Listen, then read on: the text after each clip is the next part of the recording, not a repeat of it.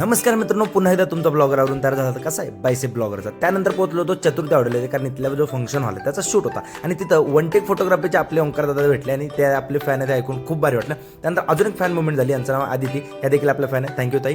त्यासोबतच नंतर आकाश मालक आपली वाट बघत होते कारण आपल्याला जायचं होतं बिट्ट्या महाराज माने, बिट्ट्या महाराज माने यांच्या लग्नासाठी. आकाश मालकांना घेऊन पोचलो, नवरदेव बाहेरच भेटलेत. बिट्ट्या महाराज माने यांचं लग्न सोहळा पार पडला आणि जेवाच्या वेळेला नेमका हर्षद मालकांचं आगमन या ठिकाणी झालेलं आहे. मग आता लग्न तर सोहळा संपला होता, मला आधी भेटून घ्यावं आपल्या बिट्टू दादा, ओंकार दादाचं लग्न झालेलं आहे शेवटी अशा रीतीने. आणि त्यानंतर हिम्मतचे डॉक्टर देखील जेवाच्या टायमिंगला आले, आपण बघू शकतो.